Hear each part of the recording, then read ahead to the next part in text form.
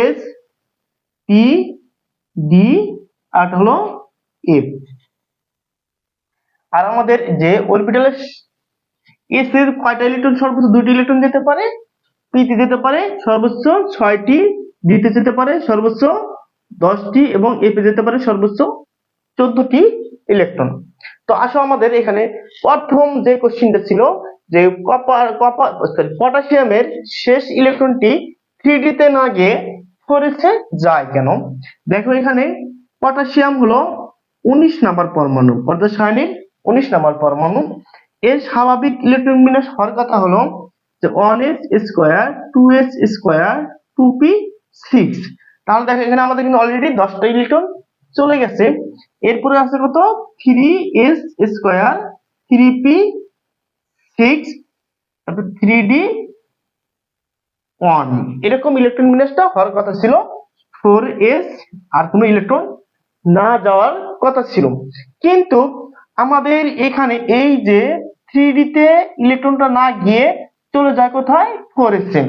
এটা ছিল বিজ্ঞানী আবহাওয়ার নীতির শক্তির উপর যে নির্ভর করে আমাদের অরবিটাল গুলোকে সাজানো হয় সেই ইলেকট্রন বিন্যাসটা। দেখো আমাদের প্রত্যেকটা পরমাণুর যে অরবিটাল গুলো আছে, যে উপশক্তির স্তরগুলো যা আছে, সেই উপশক্তি স্তরের শক্তি নির্ণয় করা হয় আমাদের n+l এর মানের উপর। n+l এর মানের উপর। তো আমরা যদি এটা আনুষ্ঠানিকভাবে সুন্দর করে লিখতে যাই তাহলে আমাদের লিখতে হবে কিভাবে, দেখো যে পটাশিয়ামের শেষ ইলেকট্রনটি পটাশিয়ামের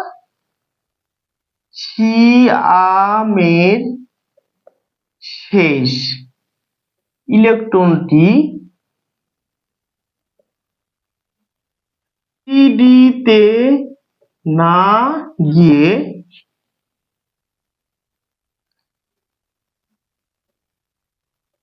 4s অরবিটালে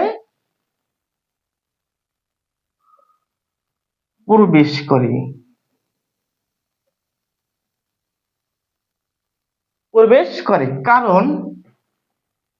কারণ আমরা জানি যে অরবিটালে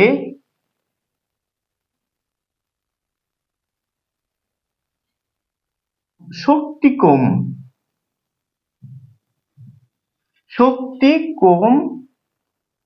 সেই অরবিটালে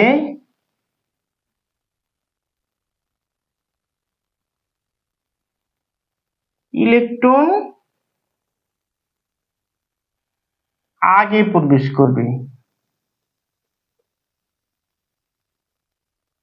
আগে প্রবেশ করবে।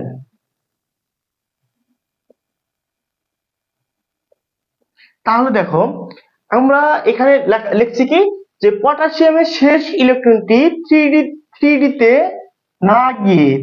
না গিয়ে 4s অরবিটালে প্রবেশ করে। কারণ আমরা জানি কারণ আমরা জানি যে অরবিটালের শক্তি কম সেই অরবিটালে ইলেকট্রন আগে প্রবেশ করবে। তাহলে আমাদের কিন্তু অরবিটালের শক্তি নির্ণয় করা হয় অরবিটালের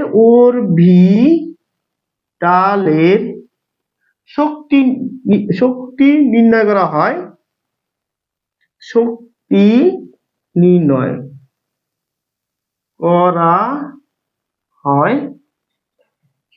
n+l এর মানের মাধ্যমে। অর্থাৎ যে অরবিটালে n+l এর মান কম সেই অরবিটালে ইলেকট্রন আগে প্রবেশ করবে। অর্থাৎ এখানে যে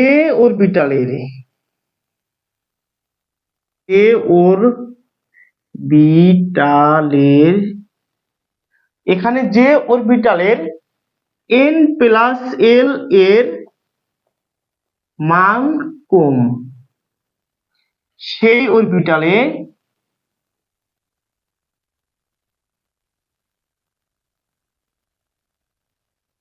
ইলেকট্রন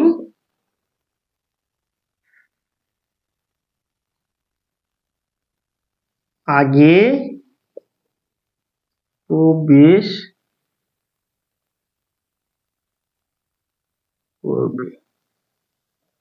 এখানে দেখো আমাদের 3D এর ক্ষেত্রে 3D এর ক্ষেত্রে 3D এর ক্ষেত্রে n n ইকুয়াল 3 এবং l ইকুয়াল 2।